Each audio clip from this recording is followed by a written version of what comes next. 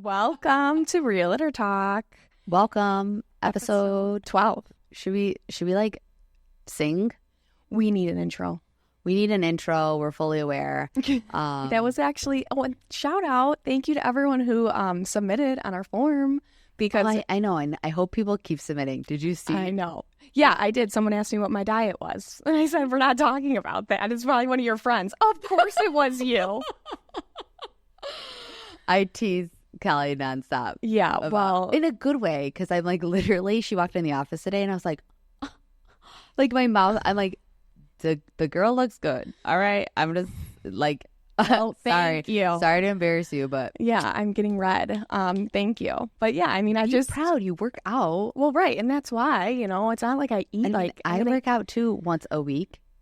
I know you do work out and you are an active person. I personally think once you get off the fad diets, that's when it'll really change for you.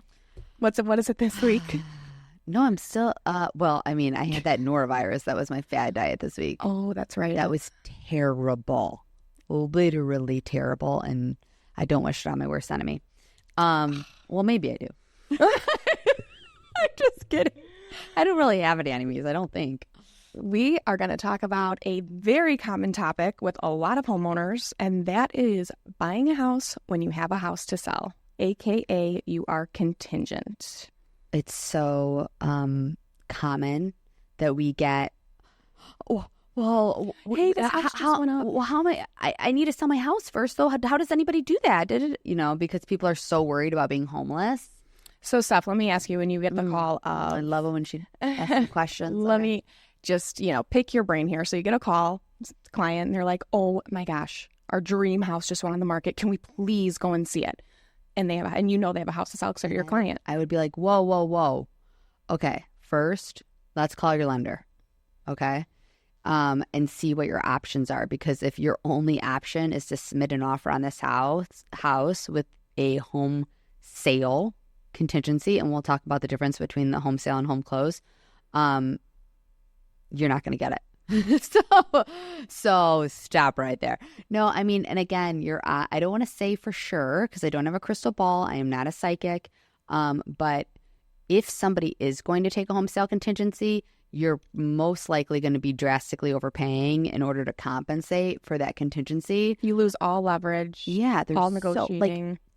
This is why it's so important to, if you are thinking about you may want to sell at some point in the future, or you may want to move, if it's a year from now, 2 years from now, what have you, if you were on Zillow looking around and browsing, talk to one of us and let's get the game plan together at least. Because if that magical moment happens and this home pops on and you're obsessed and you need to have it, we need to know what we're doing. And what our options are, Right. Because it's not impossible. It is. And it's a fire drill. And it's your chances of getting that house that ultimately made you call us are very, very, very slim to none. And if you do get that house, back to what Stephanie said, it's kind of leverage. Like if my clients, if their only option is to submit an offer contingent on selling their home, it better come with all the bells and whistles. And even that's a stretch of getting it accepted. And when I say bells and whistles, as is, at least asking price, probably more, like make it worth them to take that risk. So there's basically two types of home sale contingencies. There's a home sale contingency, which means you still need to sell your house and you have no buyer, nothing. And a home close contingency, it means that you are under contract, you have a buyer, but you haven't closed yet. So obviously that's going to be the better of the two. But if you can avoid having both of those in your offer, that's going to be the best route to go. Mm-hmm. And how do we avoid both of those? And actually, I want to just say this, but kind of on topic, off topic. I have clients right now. There's this, I don't want to talk about it too much because I don't know enough about it, but it would be a great topic for Jen to talk about on the podcast, or one of our lenders. Bridge loans? No, not even a bridge loan. There's this other tool out there, some kind of company that will offer to buy your house in cash or so. I forget what, but there's some fee you can pay to basically to be a non-contingent buyer. Wow. Okay. I know, we'll have it's to get some more info mind-blowing on that. So that is a really good, let's have Jen on. She can talk about all the options, how to buy without a contingency. Because there are even options that I'm still learning today. which is, it's a good day if I learn something new. Oh my gosh, I just learned something new from you just now. Which that would be when the saga you're currently going through right now, once that's been some time passed, we'll have to chit chat about that. But let's just say that there was, giant stroke of luck, and with phenomenal agents such as you or I, they got a home sale contingent offer accepted. Okay. What risks do they run? Let's talk about the kickout clause. Let's just say that you get this offer accepted. Again, there are risks involved, and you could get kicked out. You can get your house on the market and ready to go because your new one you think is all secured, but you are still running a risk of a non-contingent buyer coming to that property and kicking you out. And the sellers have every right to.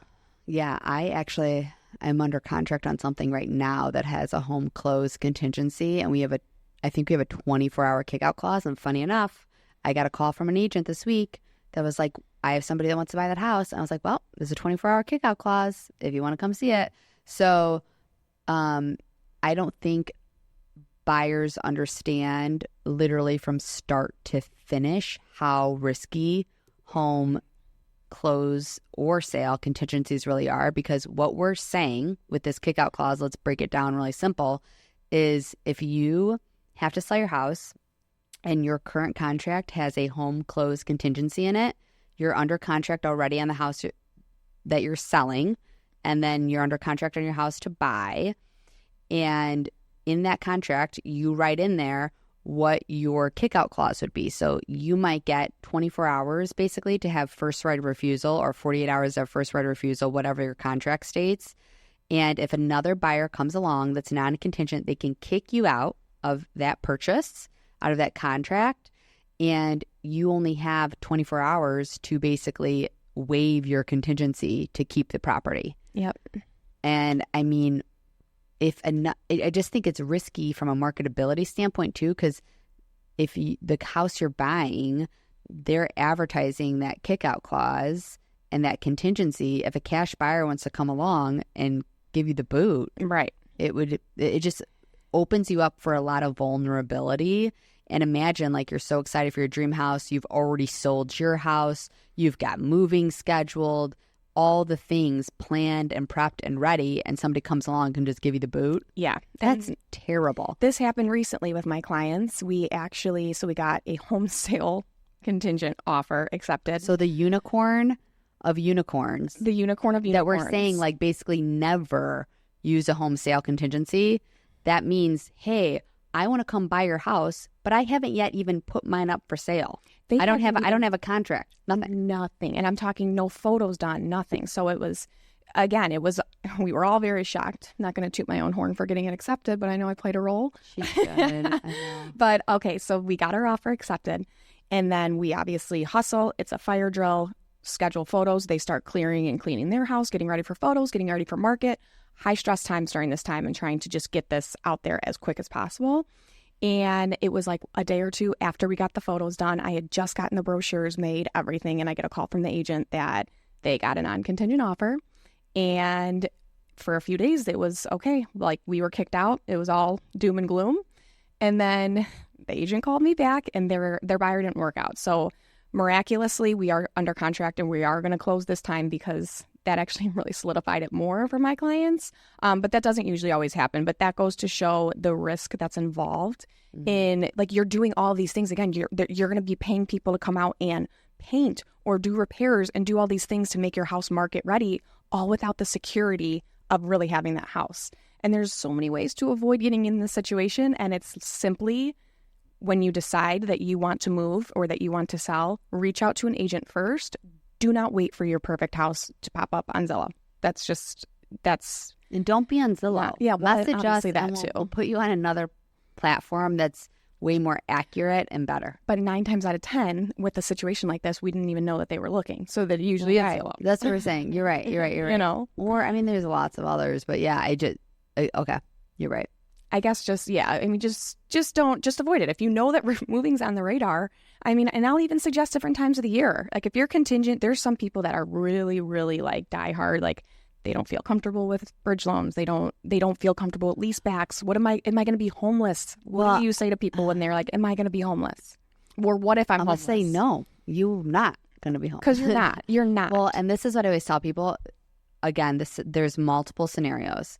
You want to sell your house, and before you buy a house, these are your options. Bridge loan. Our lender apparently has other hidden options that we'll talk about. And also, you could close on your house and lease back from your new buyer. That is, again, maybe our attorneys wouldn't be too excited about this, but in this market, I would say lease backs are a wonderful option, because let me just explain the timeline to you. So you could close on your house and put your house up for sale, close on it in 30 days, okay? So that gives you 30 days to shop with a home close contingency, which is much more acceptable than a home sale contingency, okay? Then you could lease back for up to 60 days. That gives you 60 days to shop, as you now are a renter in your house. Your home has been closed. And so that's 60 days to shop with no contingency. That is 90 days to shop for a home. I would hope even in this market, you can find something in 90 days. And I always tell people, if you still need that safety net, let's come up with plan C for if that lease back option, you still don't find anything. Are we going to go with our aunt? Are we going to go with our mom? Are we going to go to an Airbnb? Whatever have you. There is protection out there to keep you from being homeless. I have never had anyone be homeless. It's not been a thing. Well, yeah, and that's the beauty of the seller's market too. And my favorite aspect of these scenarios is that the buyers are going to be sellers too. So that's always a number one thing of like when they get mad about the kick out, or, oh, what, they're going to keep showing it to other people? Well, again, I would advise my sellers, if we got a contingent offer, you do see the domino effect potential. If you found your dream home, you want to make that offer as appealing as possible, especially in this market. So contingencies are not going to be it. And you, as the seller, when you're selling your house first, because then we're in a seller's market, you have the ball in your court, in the sense, if you price appropriately, if you market appropriately, you could potentially have multiple offers, very likely right now, and you can cherry pick. And there's going to be a buyer in that pool that's going to give you that 60-day lease back, or that flexibility of just feeling comfortable that you're going to be shopping for a house during this time. I think people obviously always just assume the worst, and it's not like that. I'm laughing and I'm writing this down because we should call this episode the anti-contingency episode. Oh, yeah. Because, I mean, really, we are just talking smack about them endlessly. But well, you want to avoid it at all costs. I think, and again, in a couple years or in a year's time, if the tide has turned at that point, then it'll be a much different conversation. But we just know right now how competitive the market is.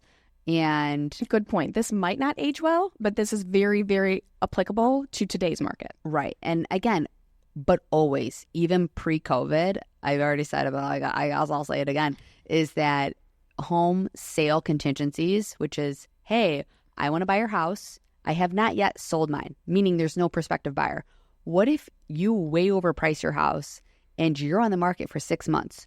Who would take their house off the market to accept your offer when they have no idea how marketable your home is? Is it filthy? Is it like, there's so many things that could go wrong in that scenario that nobody's going to go off the market and wait for you. But if you have a home close contingency, again, that is much more possible in pre-competitive times, much more acceptable, where, you know, that at least proves like, hey, my house is marketable. People are accepting it at this price. And even if our deal, my current buyer, does fall through, it at least shows you that my house is sellable. Correct. Yes, that's a really, really good point. And yeah, and honestly, when I'm on the list side, if we get offers that are contingent, and if we're exploring them, big if, I'm looking into every single bit of it. I'm making sure that it is priced appropriately. Right. I'm making sure that it is sellable, because again, domino effect. Totally. All right. Anything else we can put in there? So wrapping it up is, you don't want to be contingent. If you're moving, just call us first. Game plan, game plan, game plan. Yep. Because I just think that is the biggest pitfall, is that people don't start at step 1. They try to jump to step 5. We need to meet with you, and you need to meet with your lender to all understand how we are going to get you from point A to point B. We can't just like magically make it happen and not cross all those other bridges first. So absolutely. All right. Well, there you have it. I think that really wraps it up, right? Okay. I hope so. That was so depressing. Any fun facts to share? Well, I was gonna say I just want to give Kelly a little like props because oh my God. I know she really did move mountains to get my butt here today, and it was a tough schedule week. And I literally walked into the office. She had everything prepped and ready to go. She made like it just she really this podcast. Her back has to be hurting because she's been carrying a lot of the weight. Wow, for a long time. I have, but thank you for acknowledging. So anyway, we're here because of Kelly. Truly, if it was I'm me, here because of you. I would be planning still for next year. I mean, honestly, podcasting is not for the weak. And No. if you think that statement is ridiculous, then you're like really good at it. Can you reach out to me and just teach me a few things? Because I feel like it might be the hardest thing in the world I've ever done. But if I'm missing something, just let me know. Well, we have come so far. We should show. We got this one really cheap camera from the start. And we originally wanted to film at Stephanie's house in her front room. And so I remember it was like Christmas time because your decorations were up. And it's like this video, and it was so terrible quality that I ended up putting it in black and white, which made it even more hilarious. But we need to release it just because it's hilarious. We have to get like a bloopers thing going because there is, I mean, guys, you don't want to hear our complaints. It's fine. Okay, please keep responding to the feedback form because the survey that you see us post on our Instagrams, and it might even be in my link tree on my Instagram. And is then it on yours? I don't think so. Okay, well, add it. Anyway, fill out that survey. It's only 3 short questions. I put it in all the show notes, guys. So all you got to do. Show notes. See, again, back hurting, back breaking. So it's in the show notes. So it's completely anonymous. We're not sensitive, but don't be an asshole. I mean, yeah, no, we have thick skin, but we need some I got criticism. A creepy text today, though. What? I mean, I'll have to tell you about it, but just somebody. It's hard because being realtors, our information is all out there, and then just some people are weird. The amount of calls that I get and that's why it's like, okay, with my job, of course, I want to answer every unknown number, but it gets to a point where I'm like, you know what? If it's like a crazy area code and all this, I probably will let it go to voicemail sometimes because that's how much my phone gets blown up. Yeah, no, anyway. Okay. You can't just say what the creepy message was. It's not like they're listening. And if they are, then I'm scared they are. So like it sent me a picture of myself. It was like trying to get me to talk and kept saying like, hey, how are you? Hi, whatever. Like stalking me. And then, yes. And then sent me a picture of myself, like my headshot, and was like, I have your personal information kind of thing. Like, just like so cringy. Did you run it through Forewarn? I sure did. And it was like a person? It was a person. Oh, ew. And not like an automated system. No. And I responded and I was like, hi, so-and-so, his first name. And he goes, how do you have my information? So hopefully I got him back, but. Oh my gosh. So yes, we have this. So this obviously, I mean, you can only imagine the amount of like risks that this career holds with everybody knowing your information. You're meeting strangers and you're talking to strangers all the time. So I don't even know if we should say what the software is, should we? No, I'm not going to name it, but we have a tool to where we can in case that creepazoid is listening. Yeah, and I run it. Oh man, I use that thing to my advantage. But all I need is a phone number, and it's all public record. It's just nice and handy dandy for us. If you're a criminal, we're putting your butt through there, so don't reach out to us. If you have a record, even if it was in the 80s, just know I know about it. I know about that speeding ticket you got in 91. Actually, and I'm gonna totally I know about that battery assault you. I had a client who, you know what, karma. There, again, almost 100% of the people that we work with are freaking awesome, and I think you attract people that like the energy you put out is often the energy you get back, and so I feel like we are so lucky, and like I love like all of you. But all million of you, we love all of our clients. But that's like, there's some but I'm saying people that No, I had a client for a while that was very iffy and just not the best person. But I will say we found something on his record, and Caitlin and I laughed our butt off forever about it because we were like, "Oh, you POS." Oh my gosh, there's ones where I'm like, yikes, I just sent Stephanie an address the other day and said, right. I literally was like, hey, I'm on my way here, and if you don't hear from me in an hour, make sure I'm alive. So that's obviously another great thing about being on a team and just having Stephanie is just because we're having a love fest today. I know. I'm leaving for the weekend, so we're just giving each other a little extra. my feelings. Just love her. Oh, wow. But yeah, that is a... Okay, anyway, we were totally off topic today, but that's okay. Kelly told me that is all right. That in podcast world, Kelly gave me a big lecture recently. And let's ask the people. Honestly, let's ask the people. But I will say you were correct on almost all of it. Like, wow, thanks. I need to relax and let the reins just, and not be a perfectionist, and just like, it's okay to chit chat because this is a podcast. If people want to hang out and listen, they can hang out and listen. And that's totally the attitude you have to have going into it. Is like, I know that not everyone's going to want to sit and hear about home sale contingencies, but there are people who do. And also, who cares if we get off track? Like, it's not a timed radio show. It's not, this is kind of why podcasting was invented. And Stephanie and I really let you guys in on just the beginning fumbling that we're still going through on this podcast. We're still going. But we did get our wallpaper approved. We did. So we did. But let us know if you guys like more of like kind of the chit chatter, or you guys just want us to be like a boring podcast, which honestly, even if you said that, we wouldn't be. Okay. Way to sell it. No, what I would like to know actually, and maybe we add this to the survey.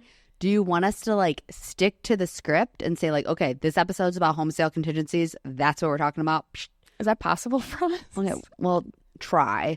Or do you like when we go off on tangents? Somebody tell me. Yeah. Seriously. I mean, one person did write in the forum, which we'll get to, is they want to hear it all. They want to hear why we got into real estate. And I am beginning my outline of interviewing the one and only Stephanie Campbell coming up.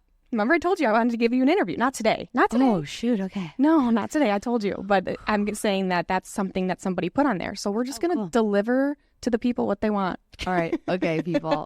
Okay. Anyway, we'll let you go now. Sorry. Bye. Bye.